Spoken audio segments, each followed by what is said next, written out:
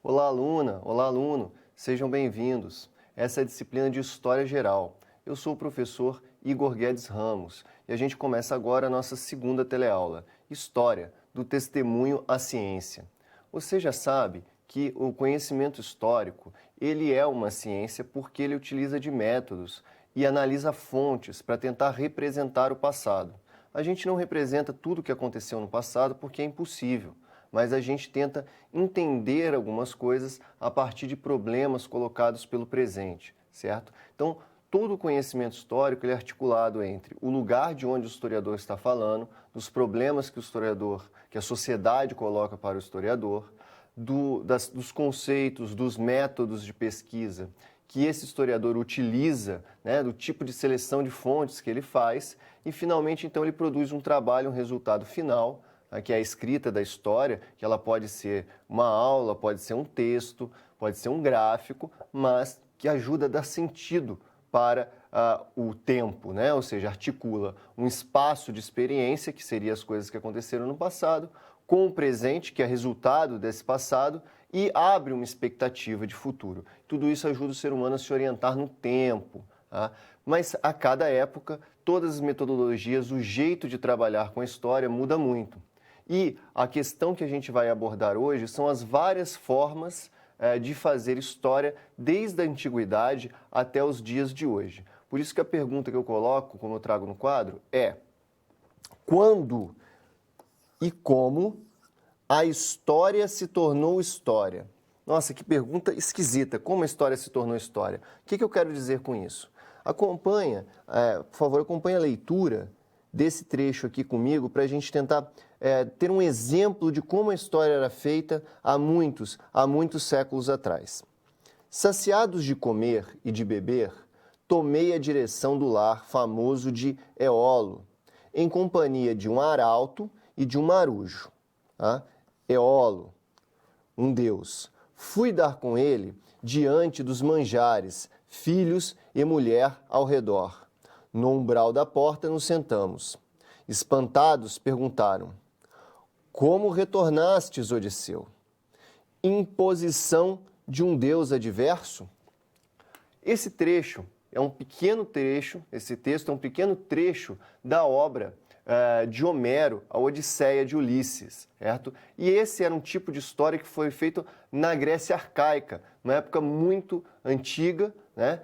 E muito diferente do que a gente faz hoje. Então, quando eu falo quando e como a gente começou a fazer história, a ideia é quando e como a gente começou a fazer história tal como a gente faz agora, utilizando fontes, utilizando metodologias, utilizando teorias explicativas que não se fundamentam na ação dos deuses. Como veremos, esse tipo de história produzida pelo Homero, na Grécia arcaica, ela era toda fundamentada na ação dos deuses. Para explicar o processo histórico, ele utilizava a ação de um deus, uma intervenção de algum deus para conseguir dar sentido à história. Claro que a gente não usa mais isso.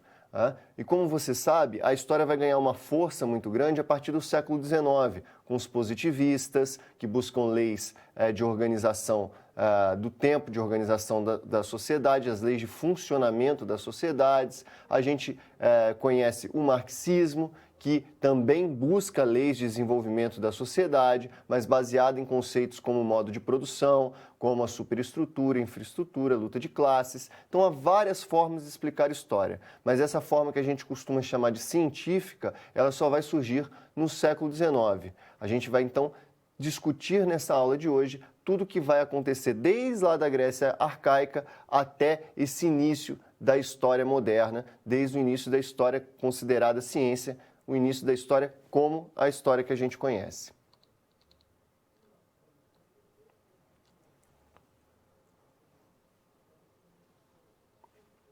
História da Antiguidade, mitologia e filosofia. Na Antiguidade, então, quando os homens começaram a escrever, eles também começaram a projetar uma história, ou seja, a tentar explicar o mundo em volta dele. Isso desde muito cedo, desde a pré-história, com as pinturas rupestres. Elas tinham a função de organizar o jeito do homem pensar, organizar as possibilidades, as expectativas do que ele podia esperar quando ele saía para a caçada, né? Normalmente, imagens de animais eram pintadas com palmas de mão sobre essas imagens, que era para tentar gerar uma expectativa do que já havia acontecido antes, né? Que era a caçada, mas lançar uma expectativa para o futuro do que poderia vir a acontecer. Certo? Então, há já uma narrativa, tentativa de construção de narrativas para ligar o passado, o presente e o futuro desde a pré-história. O homem vai desenvolver a linguagem escrita, vai aperfeiçoar mais ainda a linguagem escrita e ele vai começar a deixar essas coisas mais complexas ainda, mas ainda bem diferente do que a gente pode ver atualmente. Para começar a pensar a escrita da história, lá nas origens, a gente tem que falar um pouquinho sobre Homero, que é o que eu trago no quadro agora para você. Quem foi Homero? Homero viveu por volta do século 8 a.C., no que a gente considera se chamar Grécia Arcaica. É importante já frisar que há um debate entre os historiadores se Homero realmente existiu, se ele é realmente uma pessoa só. Há muitos fragmentos de textos, muitos testemunhos indiretos e muitas falhas dentro do próprio texto dele que parecem indicar que não era só uma pessoa e que também não foi escrito a Ilíada e a Odisseia, suas duas grandes obras, não foram escritas na mesma época. Para tentar fazer uma metáfora, uma comparação com uma história mais recente, existem trechos da Ilíada e a Odisseia que é a mesma coisa que a gente dissesse que durante as grandes navegações em que os europeus chegaram à América, havia internet, havia rádio. Ou seja, é óbvio que não existia isso nas grandes navegações, mas a Ilíada e a Odisseia, ela pressupõe esses elementos em alguns momentos. Se você coloca na época que ela poderia ter sido escrita, aconteceram coisas que não poderiam ter acontecido naquele momento. Então, há um campo entre os historiadores que defendem que Homero, na verdade, foram várias pessoas e a Ilíada e a Odisseia foi escrita durante um longo período. De qualquer forma, é consenso entre os historiadores que essa literatura foi fundamental para organizar a Grécia, para começar a organizar o saber ocidental, para orientar os seres humanos no passado. Porque ali tem valores importantes que eram aplicados na sociedade grega, tem formas de compreender o universo que eram realmente aplicadas pela sociedade grega. Então, isso é o mais importante do que dizer efetivamente, olha, ela foi criada, Homero existiu e era só um indivíduo que criou a Ilíada e a Odisseia. No quadro, eu trago algumas características do pensamento do Homero. Bom, você já sabe então que as duas grandes obras dele são a Ilíada e a Odisseia. A Ilíada conta a guerra de Troia também, um caso em que há a intervenção de um deus, né? A Afrodite ajuda o herói de Troia a roubar a Helena, né? Levar a Helena para Troia e lá por causa desse sequestro, começa a guerra. Mas veja, é a interferência de uma deusa que faz iniciar a guerra. A Odisseia, que é a volta do Ulisses, um dos grandes guerreiros gregos que invadem Troia, né, que tem a ideia do cavalo de Troia, foi o Ulisses. A Odisseia conta o retorno dele para casa, que também envolve vários deuses, a intervenção de vários deuses. Então, repare que nessas duas obras, você tem toda uma participação do sobrenatural para explicar o funcionamento da sociedade. Isso era muito comum no pensamento grego arcaico, a intervenção do sobrenatural, de uma divindade externa, para tentar organizar a sociedade, para explicar a sociedade. E mais do que isso ainda, se a gente for dar uma olhada no quadro, eu vou fazer uma descrição aqui de um trecho da Ilíada que é muito, muito interessante e muito divertido. Era uma corrida de biga entre o Menelau e o Antíloco, dois guerreiros gregos, e eles iam fazer uma corrida de biga. A corrida consistia basicamente o quê? Aqui tem um poste, né? Eles iam sair aqui do ponto de partida, correr, dar a volta e chegar aqui. Quem chegasse primeiro ganhava. O Menelau foi lá, correu, deu a volta certinho e chegou. O Antíloco, não, ele roubou, passou por trás aqui do poste e chegou antes do Menelau. E aí eles começaram a discutir no final da corrida, e eles acabaram... Como é que se resolveu essa pendência, né, essa briga, esse litígio entre eles dois? Tá? Foi um teste de espírito, isso é o que está escrito na Ilíada. O que é um teste de espírito? O Menelau duvidou do Antíloco e falou para ele, olha, se é verdade que você está falando, se você ganhou sem roubar, põe a sua mão direita na cabeça do seu cavalo, levante a sua mão esquerda e grite aos céus que é verdade o que você diz. E ele, o Antíloco, desistiu, então perdeu a corrida. Veja como os espíritos, as forças, sejam espirituais, seja a força bruta também, é o que organizava e explicava a história, tá? Do ponto de vista da Grécia arcaica. No quadro, eu trago os pontos as características da Odisseia, né? O primeiro é um estilo poético de escrita, tá? Não é em prosa que ela foi feita, e a outra característica da Ilíada e Odisseia, então, é que mistura de fatos com a mitologia para explicar o processo histórico, certo? Então, eram essas características que organizavam a sociedade grega naquele período. Um pouco depois, avançando mais alguns séculos, a gente tem a figura do Heráclito, que eu trago no quadro para vocês, que é, talvez, um dos primeiros grandes historiadores que pensam a passagem do tempo e a transformação. A grande obra do Heráclito, que viveu aproximadamente entre 500 a.C. e 450 a.C., a principal obra dele é Acerca da Natureza. Esse aqui, diferente do Homero, é só um indivíduo, a gente tem bastante trabalhos, textos diretos e indiretos dele, várias fontes, e as duas características do pensamento dele, que é muito importante para o historiador, é essas que eu destaco aqui. A ideia de devir, ou pantarrei os potamos, que é tudo flui como um rio. Diferente da maioria dos pensamentos da sua época e até os pensamentos que se desenvolveram depois, como, por exemplo, Platão e Aristóteles, que foram os grandes pensadores do Ocidente durante séculos, a grande preocupação do Homero era com o movimento, com a ideia de que tudo está o tempo todo mudando, nada para. A gente é o tempo todo ser, o que é agora, e não ser. Por que não ser? Porque vai ser outra coisa já logo à frente. E por causa dessa ideia que tem essa frase do tudo flui como um rio. As coisas estão sempre mudando como o rio está sempre mudando. Quando você entra no rio, é outra frase dele, quando você entra no rio duas vezes, a segunda vez não vai ser o mesmo rio, porque ele se movimentou, e não vai ser o mesmo homem, porque já é outro indivíduo. E tudo isso leva a ele ser considerado o pai da dialética, como eu mostro no quadro para você.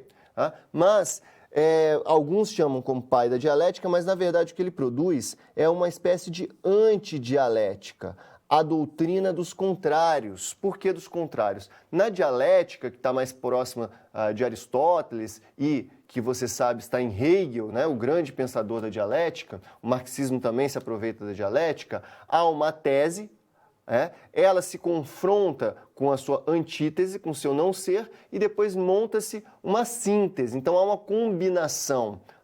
As coisas nunca são duas coisas contrárias ao mesmo tempo. Elas estão sempre o quê? Se formando e se tornando uma só. No pensamento do Heráclito, pode haver... Na verdade, são os contrários que produzem o movimento. O tempo todo a gente é uma coisa e não é ao mesmo tempo, porque esse atrito vai gerando um movimento. Então, é isso que ele é chamado de antidialética, porque nunca vai chegar a um consenso de alguma coisa, a reunião. Os contrários vão sempre existir e eles vão produzir esse movimento constante. Não há aqui uma pesquisa ontológica, ou seja, do que é o ser puro e perfeito no pensamento do Heráclito, é tudo movimento.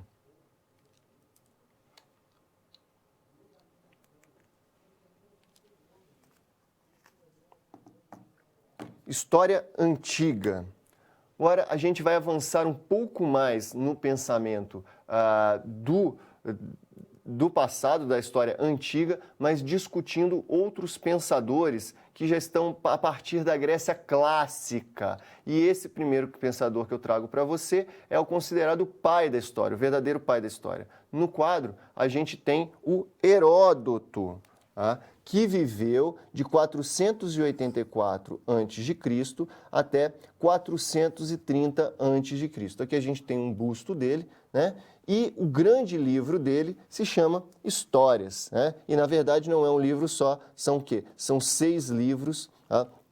E aqui, pela primeira vez, a gente vai ter um texto de história mais próximo do que você está acostumado, porque ali é uma discussão, por exemplo, de produtos que são comprados e vendidos, ali tem uma discussão da cultura de vários povos, em especial a cultura dos povos egípcios, da Grécia e da Pérsia. Tá? Ele tenta juntar testemunhos de vários lugares do mundo conhecido por ele, né, que é a região ali do Mediterrâneo, principalmente, e a partir desses testemunhos orais, ele vai entrevistando mesmo as pessoas e vai recolhendo fatos para poder escrever sua história. Uma história que fala sobre questões militares da guerra, questões militares de conflitos entre persas e gregos, por exemplo, fala das questões econômicas, como que é o comportamento dos persas, como eles são diferentes do comportamento dos gregos, dos egípcios, como é o governo no Egito com Faraó, as formas de armazenar, de administrar as informações, armazenar comidas, alimentos. Então ele fala de tudo que você possa imaginar, tudo que aquilo que ele consegue ter acesso pelos testemunhos, né? Ele descreve nessas suas obras, nos 6 livros de histórias do Heródoto. E essas são exatamente as características do pensamento dele, como eu destaco no quadro para você, né? Que é um método investigativo com testemunhas e o antiquarismo. O que significa essas duas coisas? Bom, como você sabe, antes, em Homero, por exemplo, não há uma preocupação em procurar testemunhas para confirmar se um fato aconteceu ou não. Tá? E, além disso, anteriormente, a tentativa de explicar o processo histórico era muito baseada na ação de deuses, na ação do sobrenatural. O Heródoto já está mais preocupado com a ação do próprio homem, mas ainda tem alguns elementos de mitologia no pensamento dele. Tá? Mas a questão da testemunha é fundamental, porque é pela primeira vez que vai aparecer um indivíduo que escreve obras que fica legada para o futuro, né, para nós até hoje, utilizando dessa metodologia muito própria do historiador que recolheu os testemunhos.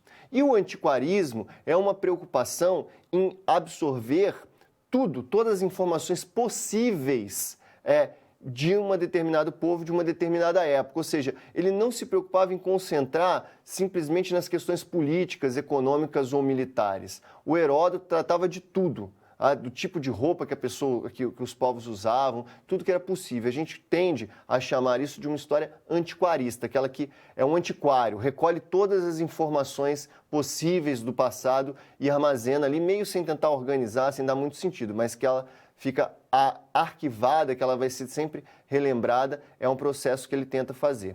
Avançando mais um pouco no quadro, a gente tem outro grande pensador desse período, que é o Tucídides. Tá? O Tucídides já é uma espécie de anti-Heródoto. Tá? Ele era um militar, um general político também grego. Ele viveu e escreveu a história da Guerra do Peloponeso, né? A guerra que colocou Atenas contra Esparta, para ver quem tinha hegemonia do universo grego, das polis gregas. Tá? E a grande questão dele, ele continua usando a ideia de testemunho, só que ele é mais radical ainda. Ele quer ver para crer. O que eu quero dizer com isso? Ele só aceita aquilo que ele mesmo presenciou para escrever. Ele não aceita recolher um testemunho de outra pessoa, porque ele acha que não dá certo, é muito polêmico, tem muita desconfiança. Então, ele só narra as coisas que ele viu. E por isso que ele só narra, basicamente, a Guerra do Peloponeso. Por quê? Ele é participante ativo dela, né? Das ações militares, das ações políticas. Ele recolhe os vários discursos que aconteceram nas polis para incentivar, para trazer aliados, tanto para Atenas quanto para Esparta. Então, ele vai narrando esses fatos políticos e econômicos, que essa é a outra característica que eu aponto no quadro para você, que ele escolhe, ele organiza apenas os fatos políticos e militares, porque na forma dele escrever a história, esses são os fatos importantes. As questões relativas à cultura, à vestimenta, a costumes, não são tão importantes para o Tucídides, porque na mentalidade dele isso não, vamos dizer, afeta o processo histórico. São as questões político-militares que afetam. Isso é muito clássico da ideia de lugar, né? Porque ele sendo um militar, sendo um político, está estando envolvido diretamente com a guerra, é evidente que as preocupações, os problemas que estão sendo colocados para ele são questões políticos e militares, e não questões de economia diretamente e de cultura. Tá? Avançando mais um pouco, a gente tem no quadro o período helenístico, que já é quando o Alexandre o Grande domina toda a região da Grécia, e antes do Império Romano crescer. E o grande historiador desse momento é o Políbio.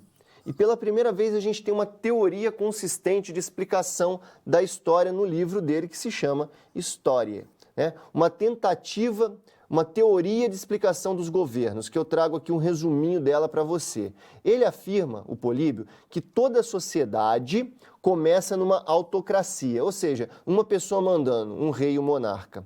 E ela tende a degenerar para uma tirania. Esse rei primeiro organiza a sociedade, mas depois ele vira um tirano, uma pessoa ruim, que só pensa em si mesma. Aí há uma revolta e se funda o quê? Uma aristocracia, o governo dos melhores. Tá? Essa aristocracia vai reorganizar a sociedade e a sociedade vai se desenvolver, até que ela começa a se preocupar somente com ela mesma, somente com o interesse dessas melhores que estariam governando, e a gente tem a degeneração, que é a oligarquia, o governo de uma minoria ruim, que quer só trazer benefícios para si mesmo. E aí ocorre uma outra revolução e funda-se a democracia.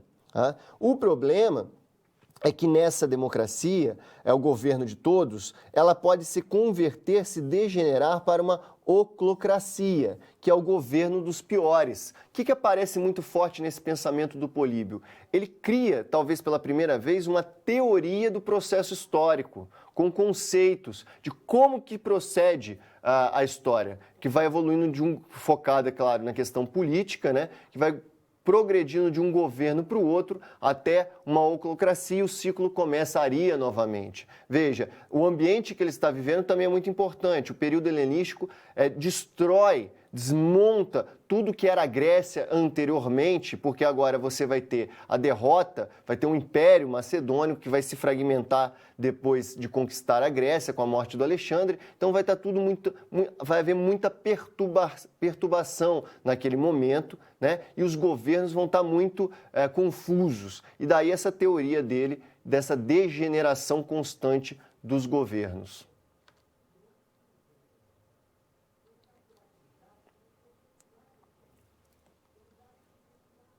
História imperial e história sacra. A história do período imperial é a história do Império Romano, tá? Escrita já por historiadores que, vamos dizer, eruditos, que buscavam muitas testemunhas, escreviam em prosa, ou seja, num texto, numa poética, como é o caso de Homero, por exemplo, e depois dessa história imperial, a gente entra direto na história sacra, ou seja, durante o Império Romano, né, a religião cristã se torna oficial e a gente vai ter, então, uma história sacra durante todo o período da Idade Média. Olhando no quadro, a gente encontra o primeiro historiador que eu destaco desse período romano, do Império Romano, e o primeiro período que eu chamo de ascensão do Império Romano. É o Tito Livio, tá? Que viveu de 59 a.C. até 17 depois de Cristo. Desde a fundação da cidade, é a sua obra principal, que vai contar exatamente o quê? A história de Roma, desde a sua fundação mitológica, com Rômulo e Remo, né? Sendo criados pela loba, e aí eles fundam a cidade, Então começa num ponto mitológico, e depois a gente encontra uma narrativa ano a ano da história de Roma. Isso aqui também é uma novidade, talvez seja a primeira vez que alguém elabora uma narrativa dessa forma. Como assim narrativa ano a ano, professor? Ele colocava um ano e descrevia todos os fatos importantes que aconteceram com Roma naquele ano. Depois avançava mais um ano e fazia a mesma coisa. Aqui a gente começa a ter uma organização cronológica mais fixa, porque é muito difícil para o historiador da antiguidade, inclusive, saber quando um evento acontece antes ou depois do outro, exatamente pela dificuldade deles terem uma data. Hoje é muito fácil para a gente, acostumado com os calendários, acostumado com calendários digitais, né, saber o que aconteceu em cada ano, né? Mas naquele período não tinha um calendário fixo para todo mundo, não tinha um padrão de calendário. E o Tito Livio organiza essa história romana com uma espécie de calendário ano a ano ali, dos eventos que iam acontecendo, organiza um sentido de formação da identidade romana. Essa é a outra característica que eu trago no quadro para você e destaco, que é a função dessa narrativa dele ano a ano, que é formar, né, a formação de identidade de Roma, mostrar o que é a Roma, mostrar para todo o povo que estava no Império Romano quem eles eram, para tentar manter o máximo possível de coerência, de adesão entre essa população que era gigantesca, de várias etnias, mas que estava sob o domínio do imperador romano. Então ali você cria uma espécie de sentido único para todo aquele povo, nessa narrativa de desenvolvimento do Império Romano. Mas isso acontece no momento de ascensão do Império. Mas logo depois, como você sabe, esse império vai começar a cair. E aí a gente tem um outro grande historiador do período, que eu trago no quadro, que é o Cornélio Tácito, que ele vai narrar mais a questão da queda do Império Romano. Viveu de 56 depois de Cristo até 117 depois de Cristo, quando o Império começa a ter algumas crises, não é as grandes crises do século IV, mas já começa algumas crises, alguns problemas por ser um império, e é isso que ele chama atenção no seu livro Anais e Histórias, que ele faz um quê? Uma análise crítica do Império. Lembra do Políbio? O Políbio, aquele que explica o processo histórico a partir de conceitos de governo, começa na autocracia, vai para a tirania vira uma aristocracia, o governo dos melhores, que decai numa oligarquia, depois a gente tem a democracia, o governo de todos, que decai numa oclocracia. Então, o Tácito, ele vai ser muito inspirado no Políbio para fazer as suas críticas, e ele vai focar muito na questão política, nos problemas que o Império tem, na forma como o Império é administrado, de certa forma tentando, claro, fazer com que as pessoas percebam os problemas do Império para que aquilo ali seja evitado. Evidentemente, a gente sabe hoje que não vai adiantar muito, o Império Romano vai acabar caindo e a gente vai entrar no que a gente costuma denominar de Idade Média, né? Mas no caso da produção historiográfica, surge a partir do final do Império Romano, e ao longo de toda a Idade Média, o que a gente costuma chamar de história sacra, que eu trago no quadro o primeiro autor dela, que é o bastante famoso, né, Agostinho de Hipona, que viveu de 354, agora, a partir de agora sempre depois de Cristo, né, até 430 depois de Cristo. Isso aqui é a alta Idade Média, o início da Idade Média. O Agostinho, ele vai ser muito influenciado, o pensamento dele, pelo platonismo. E o que significa isso? Significa a ideia do dualismo, do mundo platônico dividido em dois. Então há o mundo espiritual, onde ali você encontra a verdade, a bondade, a perfeição, e o mundo real, né? O mundo material, no caso do Platão, em que você vai encontrar as imperfeições, as variações diversas do ser. Então ele vai focar muito o seu discurso sacro em cima dessa divisão entre mundo espiritual perfeito e o mundo real, que seria totalmente imperfeito, que teria vários problemas, etc., se baseando muito nos textos do platonismo. A outra característica do pensamento dele, já deve ficar mais ou menos óbvia, eu trago no quadro uma frase dele, que é: primeiro eu creio, depois eu explico. O que significa isso? Tudo que ele explica tem que partir de Deus. Todas as explicações dele vai partir de Deus, porque a primeira coisa que ele tem que fazer é crer. e crer, por exemplo, que existe esse mundo espiritual e o mundo material. Então eu creio nisso, eu começo a explicar a partir do mundo espiritual. Isso na Alta Idade Média. Esse é o tipo de história sacra que ele faz. Mas vai só ter esse tipo de história sacra? Não, tem um outro nome também bastante famoso que eu trago no quadro para você, que é o Tomás de Aquino. Repare que são quase 1000 anos depois, 500 anos depois, me perdoe, de 1225 até 1274. A Baixa Idade Média é quando o Tomás de Aquino produz. Mas tal como o Agostinho, ele vai buscar influência nos filósofos gregos, mas aqui no caso vai ser o quê? Ele é influenciado pelo aristotelismo, ou seja, por Aristóteles. E ele vai inverter a lógica do Agostinho. Ele vai dizer: a razão explica até mesmo a fé. Como que ele pode fazer isso? A razão explica a fé, um santo falando isso, né? Alguém que falava em nome da Igreja Católica, a explicação dele é baseada no pensamento aristotélico e que diz basicamente o seguinte: olha, tudo é movimento e se a gente vai voltando no passado, vai ter sempre alguma coisa que produz causa e consequência, né? Você vai retornando, então, até achar a causa inicial de tudo, que colocou tudo em movimento. O que colocou tudo em movimento? Só pode ter sido Deus. Então, repare, ele parte de uma explicação lógica, se as coisas estão em movimento, se as coisas estão acontecendo agora, e a gente sabe que existem leis de causa e consequência. Se a gente vai retomando essas leis de causa e consequência, isso é tudo pensamento aristotélico, lá no final você vai achar o motor imóvel, que era o nome dado por Aristóteles. O Tomás de Aquino vai dizer que esse é o Deus cristão, que é o motor, que o Aristóteles chamava de motor imóvel e que dá início a tudo. Então, repare, ele usa uma explicação altamente racional para explicar a própria fé. E de qualquer forma, todo o pensamento da história sacra ela tem uma função básica, que é dizer às pessoas na Terra como bem comportar, como se comportar direito para que na hora que ela vier a falecer ou na hora que chegar ao juízo final, ela possa ir para o paraíso e ser abençoado por Deus. Essa é a grande preocupação da história sacra, buscar os exemplos, buscar a explicação a partir de Deus.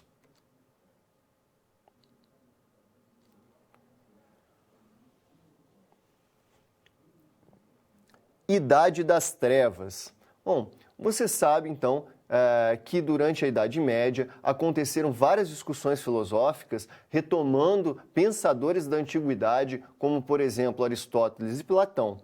Ora, mas por que ficou para a história, para o futuro pelo menos, o nome de Idade das Trevas, explicando a Idade Média? Você já ouviu esse nome? Bom, é muito comum e isso surgiu no período do Renascimento. Eu trago no quadro para você uma situação, problema, que a gente pode usar para discutir isso daí. Será mesmo possível considerar um período de cerca de 1000 anos, né, ou seja, que vai dos séculos 4 até o século XIV, de modo unívoco? Só aconteceu uma coisa? Foi tudo trevas naquele período da Idade Média? Será que podemos falar em sala de aula de todo esse período como uma idade das trevas? Bom, vamos discutir um pouquinho isso daí. Olha esse quadro que eu trago no quadro para você, do Peter Bruegel, essa pintura que eu trago no quadro para você, que se chama Triunfo da Morte.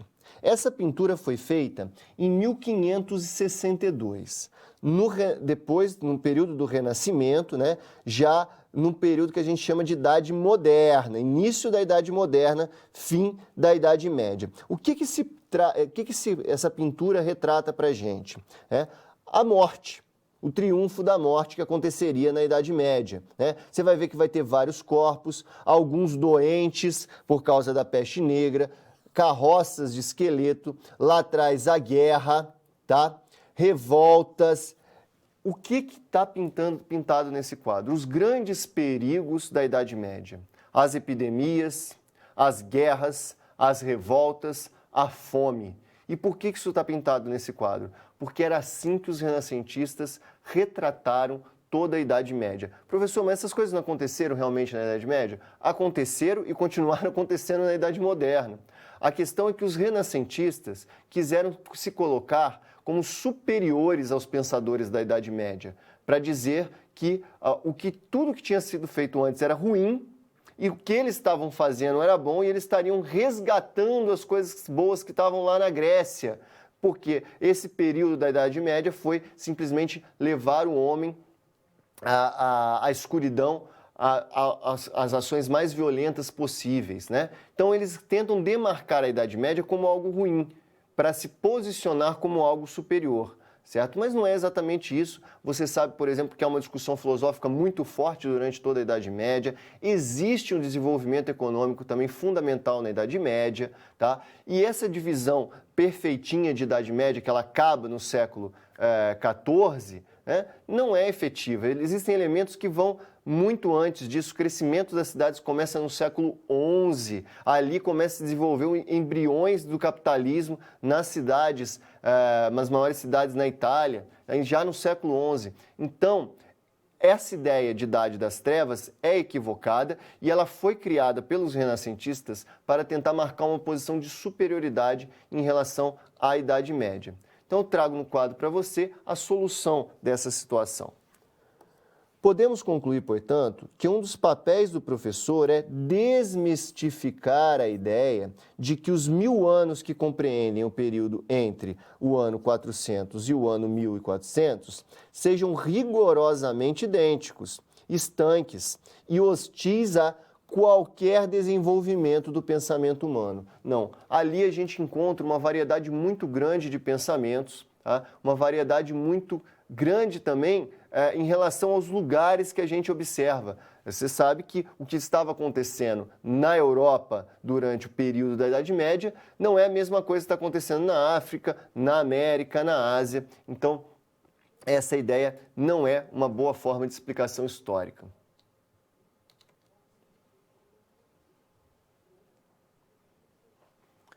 Temos aqui uma questão para reflexão.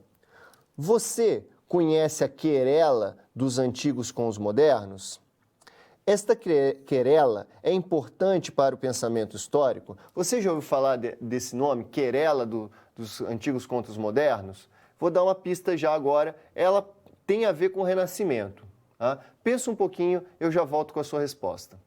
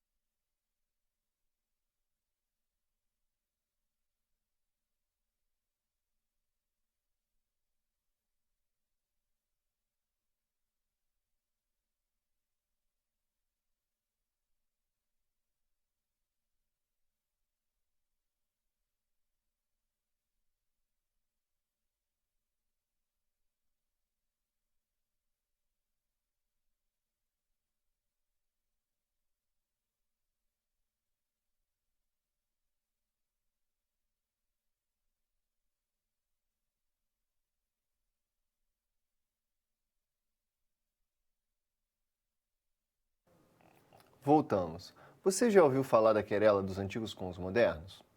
Essa querela vai se desenvolver na passagem da Idade Média para a Idade Moderna. E a discussão era a seguinte: alguns, os antigos, defendiam que o conhecimento preciso, o conhecimento verdadeiro, estava lá na Antiguidade. Tá? Por que estaria na Antiguidade?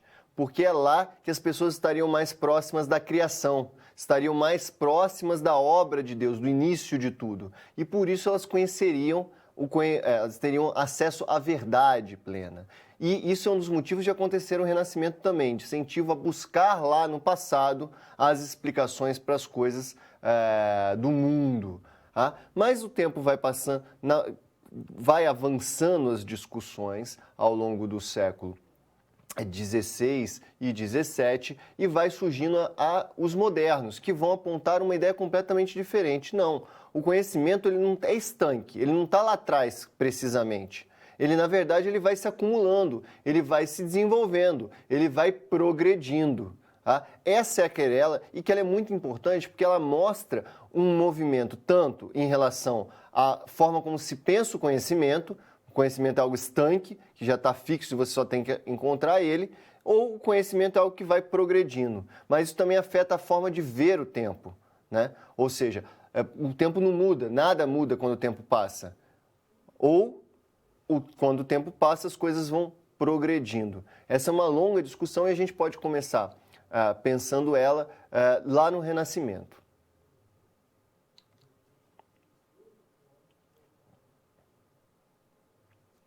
Historiografia humanista.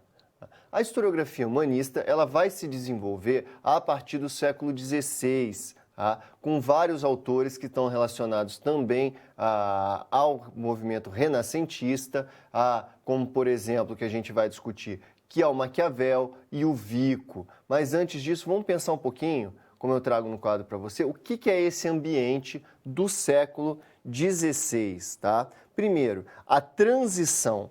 Essa primeira imagem aqui já é uma imagem clássica, né? Uma iluminura da coroação do Carlos Magno, né?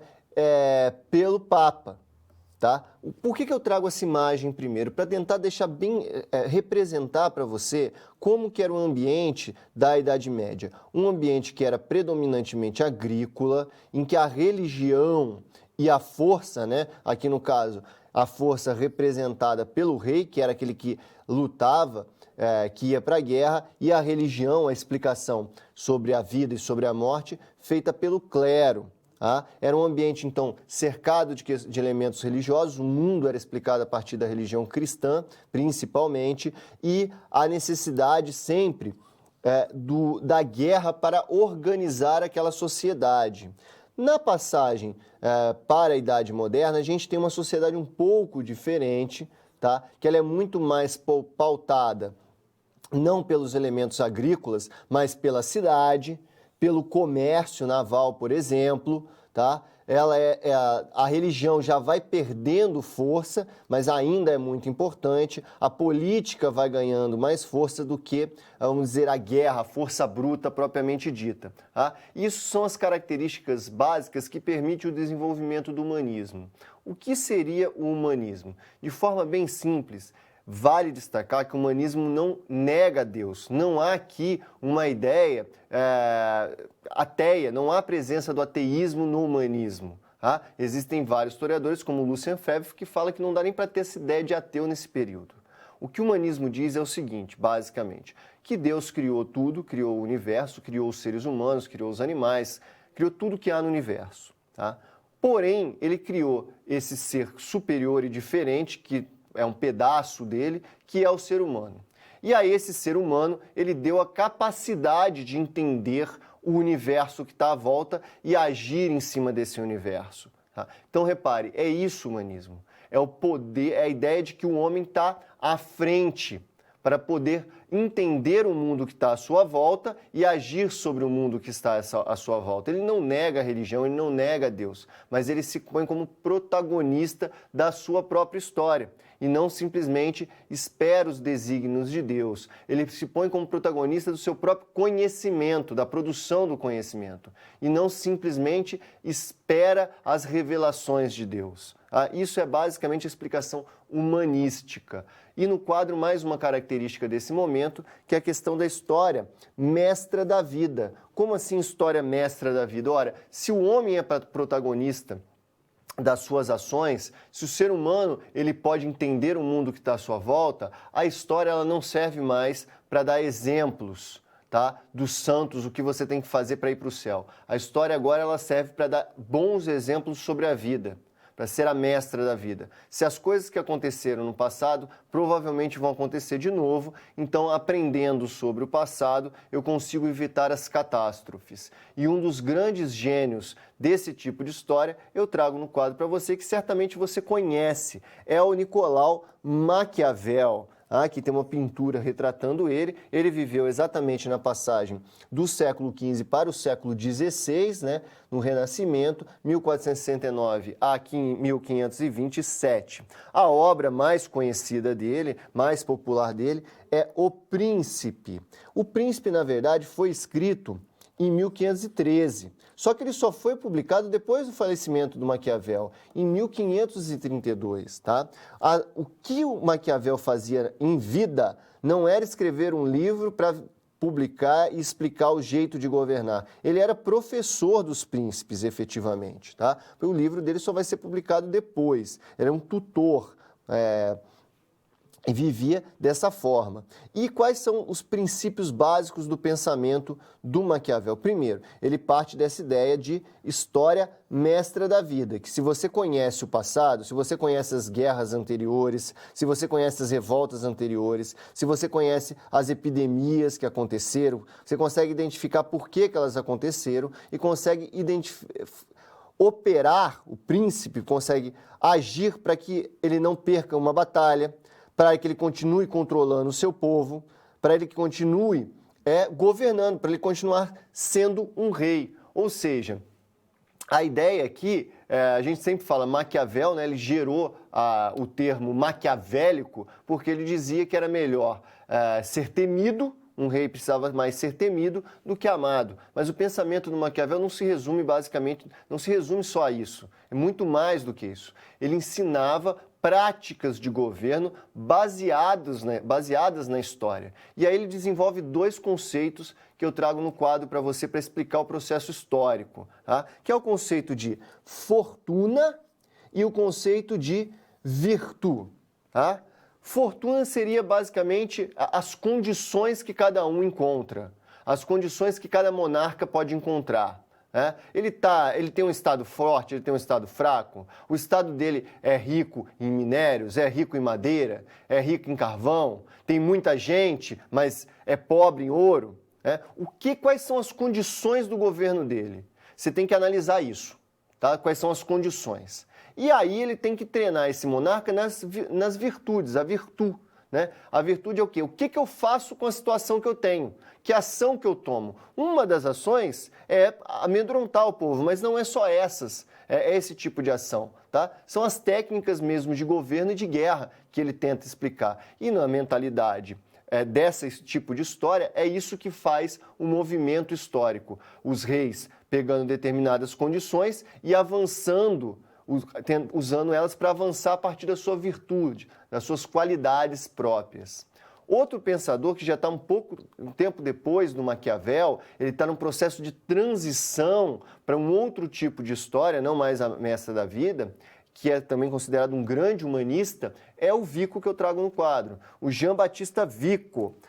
Ele já viveu depois de Maquiavel, em 1668 a 1744, a grande obra dele, que não é uma obra só de história, mas ali tem muita história, se chama Ciência Nova, publicada em 1725. Dois pontos do pensamento do Vico é muito interessante. Primeiro, a historicidade do ser humano. Talvez, por uma das primeiras vezes na história, alguém diz que você só consegue entender o ser humano a partir da sua época.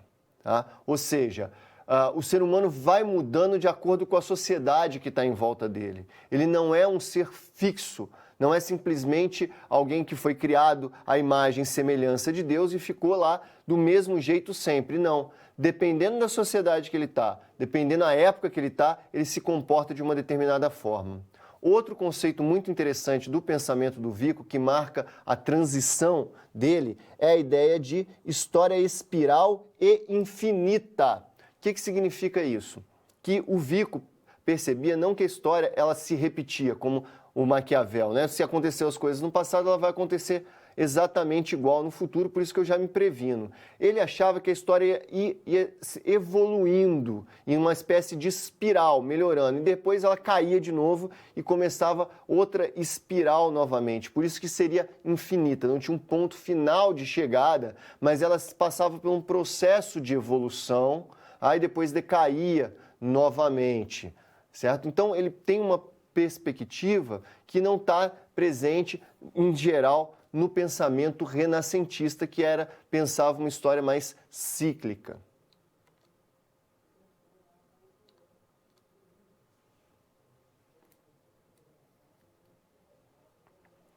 Iluminismo, história e filosofia. Então, a gente vai chegar num outro ponto agora, que é esse avanço do Renascimento para uma nova fase que a gente chama de Iluminismo, que de certa forma é uma continuidade do Renascimento, mas aqui agora a ciência ela vai tomar um porte muito maior, ela vai realmente colocar o senso comum, a religião num segundo plano e se desenvolver como uma grande forma de produção de conhecimento para a humanidade. No quadro eu trago algumas características desse momento que eu destaco, a questão dos pensamentos do John Locke, do Adam Smith, né? Os iluministas que vão discutir o quê? O liberalismo econômico e político, tá? E também os vários outros, Descartes, né? Aqui a gente tem a contracapa da enciclopédia do D'Alembert e do Diderot, o Montesquieu, o Voltaire, o Rousseau, todos eles vão propor uma ciência como a forma de produzir conhecimento melhor, mais eficiente, e o conhecimento total, a capacidade de saber de tudo o que acontece no mundo. Quais são os pontos importantes que a gente pode destacar aqui? Primeira coisa, essa questão da política e da economia como foco central de muitos desses iluministas para tentar reorganizar essa sociedade e, evidentemente, isso vai gerar uma ruptura muito grande com a Revolução Industrial, com a Revolução Francesa, mas eles estão pensando um mundo diferente do mundo que eles vivem. Mas é muito importante destacar que mundo é esse. É um mundo com monarca que controla a economia, é um mundo absolutista que a nobreza e o clero governam. É contra esse mundo, desse Estado absolutista, que o John Locke se levanta propondo um Estado liberal com participação democrática, né? E que o Adam Smith também se levanta propondo o livre mercado, ao mesmo tempo que outros pensadores vão se levantar, principalmente o Voltaire, né, um crítico muito forte, muito duro da religião, que vai dizer, olha, explicações dadas pela religião não servem para nada. O importante é a ciência que explica as coisas de forma racional com testes empíricos. Né? E a grande obra desse momento científica é a enciclopédia do Diderot e do D'Alembert, que propõe algo ao mesmo tempo novo, porque é a partir da ciência que ele vai chegar a esse conhecimento total, mas antigo. A ideia é que é possível o homem conhecer tudo, absolutamente tudo, mas anteriormente era se ele tivesse o acesso ao conhecimento de Deus. Né? Agora ele poderia conhecer tudo a partir da ciência. Aí a enciclopédia ali você poderia encontrar todo tipo de assunto, desde as questões ligadas a coisas práticas, como fazer um pão, né, até como fazer uma revolução. Isso vai favorecer bastante a Revolução Francesa. No quadro, eu trago para você um dos grandes pensadores desse momento, é um grande historiador, Edouard Gibbon, tá, que escreveu A História do Declínio e Queda do Império Romano. Esse livro, né, ele foi produzido em vários momentos, primeiro um volume em 1776 e outro volume em 1788. Qual que são as características importantes do pensamento do Gibbon? Primeiro, ele faz uma grande crítica documental e um grande debate historiográfico. O que significa isso? Ele vai pegar documentos diversos de Roma, vai fazer levantamentos documentais, vai basear a sua análise nessa documentação, mas mais do que isso, ele vai produzir um debate historiográfico. O que é um debate historiográfico? Ele vai estudar vários autores que falaram sobre a história de Roma e vai argumentar contra esses autores, usando as fontes, usando novos argumentos, novos conceitos e novas teorias. É um trabalho muito próximo do trabalho dos historiadores atuais. Tá? E outra característica da obra dele que eu trago no quadro é a questão da controvérsia religiosa e historiográfica. Por que ele vai criar uma grande controvérsia religiosa? Ele vai dizer, na verdade, que o pensamento religioso, a cristandade, vai derrubar o Império Romano, porque vai mudar a forma como o Império Romano pensa. Um exemplo rápido, a cristandade, quando se torna a religião oficial de Roma, ela acaba com a luta de gladiadores, que era algo muito enraizado na cultura e na estrutura social do Império. E ele vai dizer contra todos os outros historiadores anteriores que diziam que só não acabou antes o Império Romano por causa da religião. E ele vai dizer o contrário, não, o Império Romano acabou por causa da religião. Então veja, aqui talvez seja um dos primeiros grandes debates historiográficos que se abrem de uma forma próxima ao que a gente encontra atualmente. Outro pensador do iluminismo que é muito importante, que tem uma perspectiva de história também, eu trago no quadro agora para você, é muito conhecido, Immanuel Kant, tá? Que também propõe um processo histórico muito interessante, uma forma de ver o avanço da história. Tá? Ele viveu de 1724 a 1804, ou seja, ele presenciou a Revolução Industrial e a Revolução Francesa. Então está muito enraizado no pensamento dele esses processos de mudança acelerados e de progresso, que pelo menos no momento era visto como um progresso por ele, né? E as duas grandes obras dele, não únicas, claro, é a Crítica da Razão Pura e a Crítica da Razão Prática. Eu destaco duas coisas muito importantes do pensamento dele. A primeira é a ideia de virtude moral como construção racional. Até então, em geral, as pessoas entendiam que o ser humano nascia com uma índole boa, tá? Ou seguia os preceitos da religião e por isso se tornava uma pessoa boa. O Kant, de certa forma, ele vai pegar os preceitos religiosos e vai colocar dentro da racionalidade. Ele vai trazer para a ciência essa ideia de poder se transformar em uma pessoa boa, em ser uma pessoa boa, não depende de você ter fé, não depende de você praticar uma religião. Depende basicamente de você praticar a razão. E qual que é a ideia dele? Você conhece o imperativo categórico, que é o nome que ele dá a isso, de uma antiga frase da vovó. Não faça com os outros o que você não quer que seja feito com você. Isso é, de forma bem simples, o pensamento do Kant. Antes de você tomar qualquer ação, pense como seria o mundo se todas as pessoas fizessem isso que você está fazendo. Ou seja, ele traz a reflexão moral para dentro da racionalidade. Tá? Muito importante e ajuda a entender o que ele considera o processo histórico, como funciona a história, que eu trago no quadro para você a explicação dele, que é essa ideia aqui, olha. Progresso, né? A história vai evoluindo, ela vai mudando e progredindo, que para ele a história progride, como resultado da contradição humana, porque o ser humano é ao mesmo tempo natural e cultural. O que significa isso? Ele nos diz o seguinte, olha, o ser humano é um ser como todos os outros animais, que ele tem cobiça, ele tem desejos e ele vai lutar por essas coisas. Porém, diferente dos outros animais, ele é capaz de pensar, ele é capaz de produzir cultura.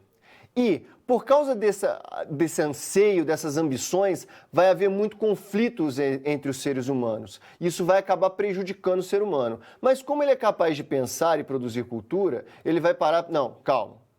Não vamos brigar mais. Vamos criar leis. Vamos criar alguma coisa para evitar que a gente brigue. Isso é que vai gerar o processo histórico e o progresso. Ou seja, a ambição, que é algo natural do ser humano, vai gerar muita violência, mas vai impulsionar o ser humano a avançar, porque em um determinado momento ele vai parar e vai começar a se organizar para evitar os conflitos. E vai direcionar esse conflito para disputas boas, tá? Por exemplo, produzir mais ciência. para produzir ampliar a economia, para melhorar as leis, para ampliar os códigos morais, certo? Então é dessa dicotomia, dessa contradição que só o ser humano tem, é que permite o desenvolvimento, que permite o avanço.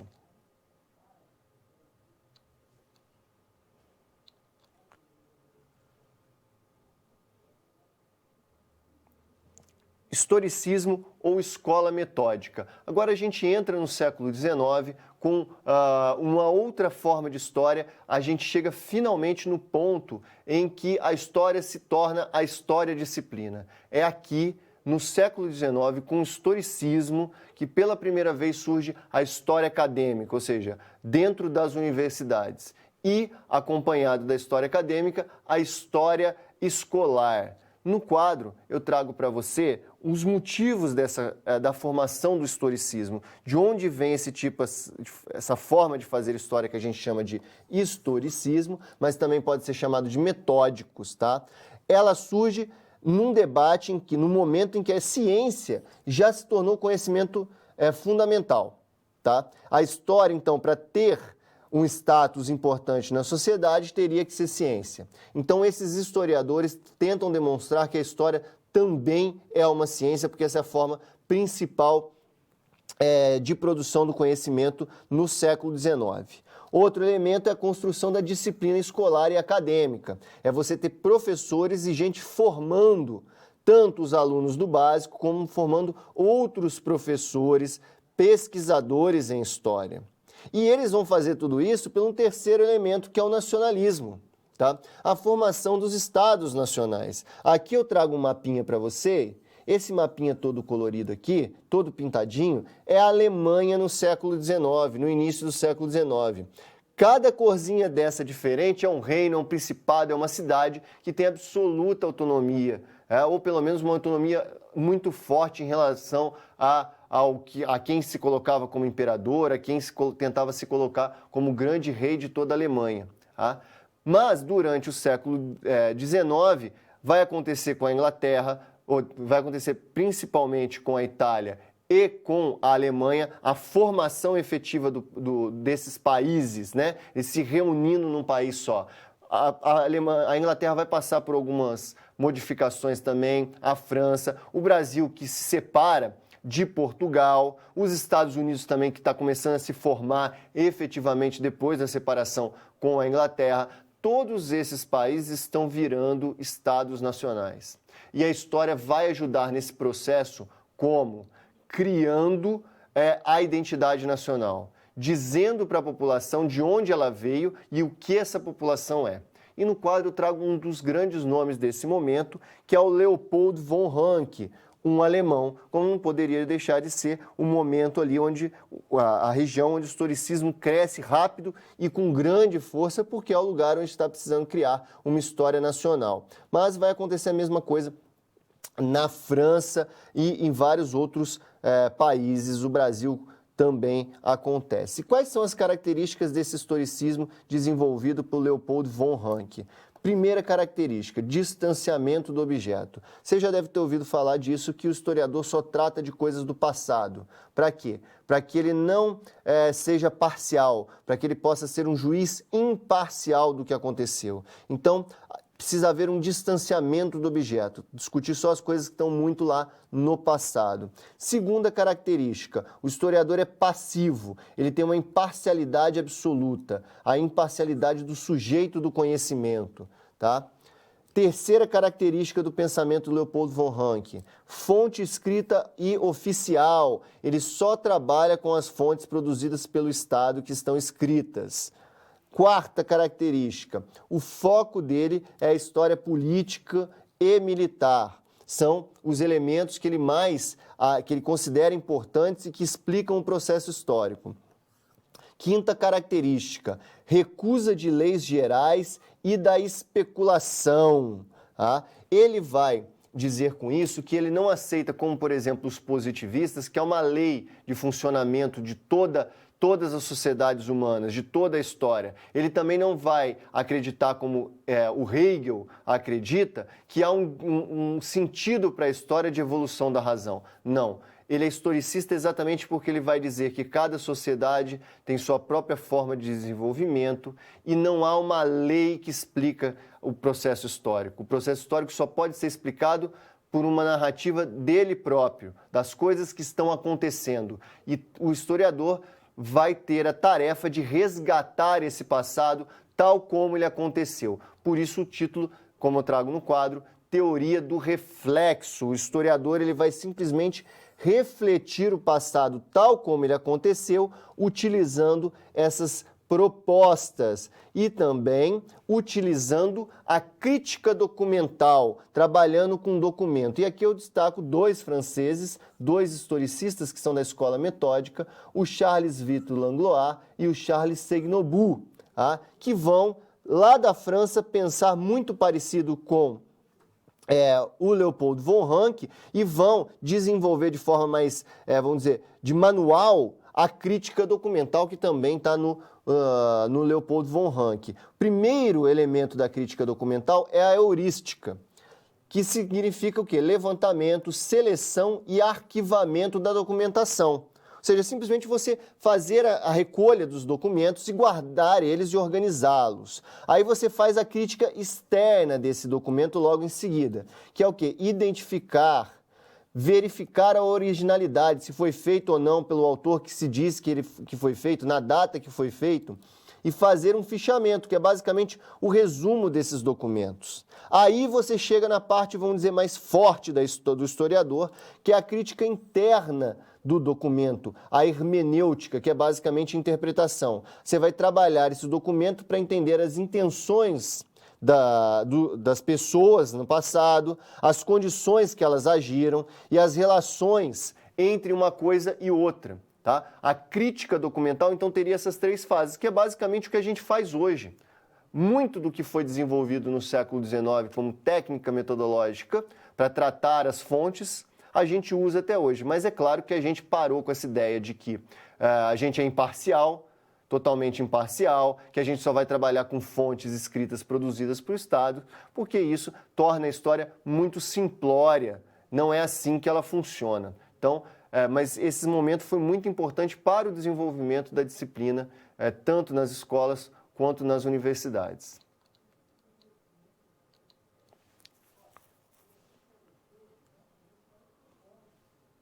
Identidade nacional, história e folclore. É possível, então, no século XIX, estudar história fora dos textos oficiais do Estado? É possível produzir identidade nacional, que é uma grande preocupação do século XIX, não só a partir da história? Tá? É isso que a gente quer discutir um pouquinho agora, nessa situação problema que eu trago no quadro para você. Afinal, se a história do século XIX procura se distanciar da fábula, como os contos populares podem ter repercutido na formação das identidades nacionais? É possível que os nossos contos populares tenham interferido no que é o Brasil hoje, na construção da identidade nacional do Brasil? Vamos dar uma espiadinha nesse conto aqui, que talvez você já conheça, tá? O Negrinho do Pastoreio. Esse aqui é o quadro que retrata, retrata esse conto. Ele foi produzido pelo Aldo Locatelli, tá? Esse quadro, ele tenta retratar uma tradição folclórica que provavelmente vai ganhar muita força no século XIX, na região sul do Brasil, que é do Negrinho Pastoreiro, que era um menino que foi maltratado, cuidava dos cavalos do seu senhor, né? E ele deixou um cavalo escapar, e aí esse senhor espancou esse menino e botou ele nu em cima de um formigueiro durante a noite inteira, numa noite muito fria. No dia seguinte ele foi ver como estava o menino e encontrou esse menino sem nenhum ferimento, livre das cordas e abençoado pela Ave Maria. Essa é uma história da região sul do Brasil e que ela ganha força no século XIX e foi muito utilizada pelos abolicionistas para mostrar como que era que funcionava a escravidão, a maldade e para criticar essa escravidão. Isso sim ajudou a construir tanto as ideias do que era o sul do Brasil, mas também o que era o Brasil. Tá? Mas não é só esse folclore, você conhece vários outros, provavelmente do Saci, do Curupira, que remetem a uma identidade nacional. E outra coisa muito forte é aquele velho mito do bom selvagem, que pode parecer, na primeira vista, algo legal, né? Porque trata o índio como uma pessoa boa, que antes era visto como algo bestial, inclusive, né? Não, mas não é bem isso, porque, na verdade, coloca o nativo, o indígena americano, como inferior ao europeu, que ele é bom selvagem. Tá? Ele nunca vai ser uma pessoa estudada, erudita, capaz de criar um mundo desenvolvido. Tá? Então, a partir do estudo do folclore, a gente consegue também entender um pouco da construção da identidade nacional. Então, vamos dar uma olhada no quadro para sintetizar essa resposta. O século XIX foi marcado pela necessidade de formação dos Estados nacionais. As narrativas históricas científicas foram fundamentais nesse processo.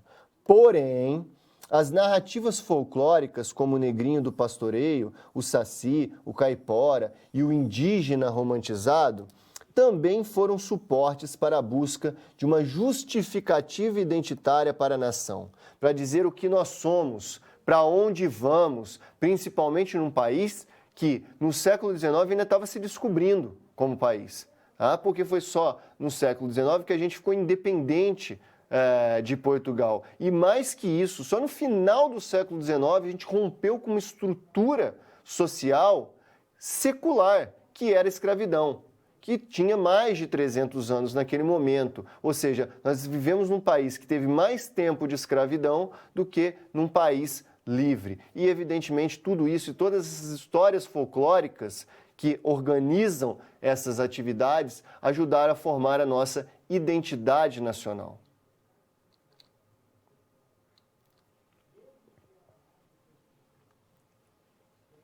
Agora, uma questão para reflexão. Você conhece alguma narrativa histórica e ou folclórica que ajuda na formação de um Estado-nação? Então, você conhece conhece alguma narrativa que favoreça essa formação dos Estados nacionais? Pense um pouquinho, eu volto já.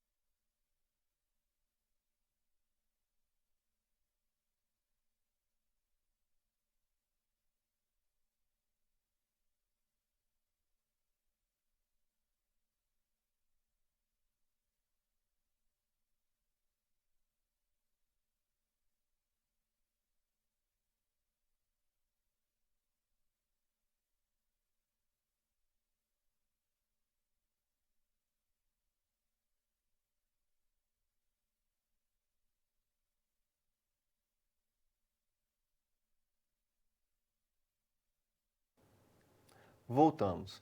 Você lembra de alguma outra história, seja ela efetiva ou folclórica, sobre a formação dos Estados nacionais? Existem várias em todos os lugares do mundo. Essas que você talvez conheça da sua infância, como o Chapeuzinho Vermelho, a roupa nova do rei, são contos muito antigos, tá? Só que eles foram remodelados, principalmente ao longo do século XIX, 18, 19, os irmãos Grimm fizeram muito bem isso. No século XX foi a Disney que fez esse tipo de remodelação para ajudar a dar uma identidade aos povos, uma identidade desde criancinha para o indivíduo saber qual que é a sociedade em que ele participa, né? E para servir de críticas a outros tipos de sociedade. A roupa nova do rei é um belo exemplo disso, que faz uma crítica aos reis, à monarquia, mostrando que ela era ingênua, que ela era violenta, que ela era ignorante, né? Porque as pessoas faziam qualquer coisa até deixar serem enganadas por uma roupa invisível, simplesmente para se manter próximo do rei, simplesmente para ficar bajulando o rei. E no final das contas era uma enorme estupidez, porque a roupa não existia. O rei simplesmente foi enganado pelos alfaiates que fingiram que havia uma roupa invisível e não havia nada, né? Então é uma crítica a uma sociedade que eles queriam deixar de ser. Por exemplo, cada época vai se apropriar dessas histórias de uma determinada forma, mas ajudam a criar valores, a criar identidades em todo lugar do mundo. Recapitulando, agora a gente vai discutir um pouquinho, retomar os elementos que a gente viu ao longo dessa nossa segunda teleaula. A ideia geral dessa segunda teleaula era fazer uma discussão de bastante fôlego. Por que bastante fôlego? Porque a gente começou lá na Grécia Arcaica, né, e veio até o século XIX para responder a pergunta: quando e como a história se tornou a história? Ou seja, como que a história se tornou o que a gente tem, como ela é hoje, como uma história científica, como uma história baseada em fontes e como uma história que tem uma disciplina na universidade e tem disciplina na escola também. Isso só vai acontecer no século XIX, mas muita água passou por debaixo dessa ponte ao longo dos séculos, começando, como eu aponto no quadro para você, com a mitologia e a história. Ou seja, durante um longo período de tempo, lá na Grécia Arcaica, em vários outros lugares do mundo, porque isso não se concentra só na Europa, a mitologia estava extremamente unificada à história, tá? O que eu quero dizer com isso?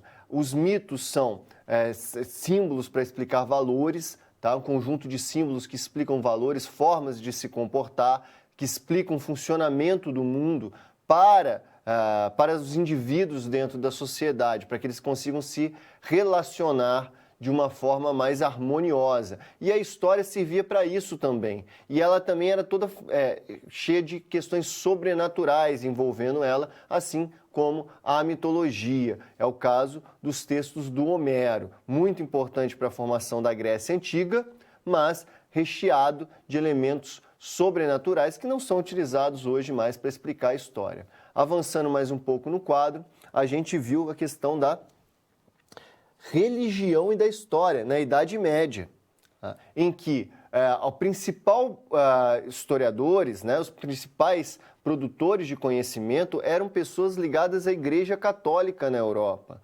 E eles produziam principalmente uma história sacra, contando a vida dos santos, para que servisse de exemplo para as outras pessoas de como se comportar adequadamente, da forma correta, para ir para o paraíso no pós-vida.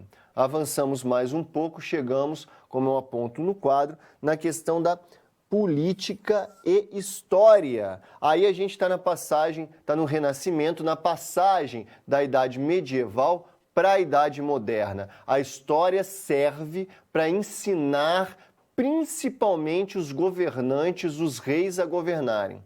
Lembrando que na história moderna que os estados se tornam absolutos, que há a concentração do poder na mão dos reis. E para isso acontecer, ele tinha que ter um mínimo de conhecimento de como funcionava a sociedade, e eles usavam a história como uma forma de conhecimento para organizar a política também. avança-se o tempo, acontecem as grandes revoluções, né? Em especial a Revolução Científica, que põe todo o pensamento sobrenatural para o passado, e aí fundo que eu trago no quadro para a gente finalizar o último item, a ciência e história. Aí, um dos grandes escolas desse momento é o positivismo, que você já conhece, é o marxismo, que você já conhece, e o historicismo, que você conheceu hoje, que foi o responsável por fundar a disciplina de História e foram responsáveis também pela preocupação com o documento, em criar um sistema para analisar a documentação, para levantar as fontes, para tratar as fontes. Historicismo, ou também como eles são chamados, a escola metódica, tá? Que a gente já não acredita, como eles acreditavam, que o historiador pode ser totalmente imparcial e fazer um retrato do passado, mas o trabalho com os documentos, nós ainda fazemos coisas muito semelhantes, como eles faziam. A gente encerra então aqui a nossa segunda teleaula. Muito obrigado e até breve.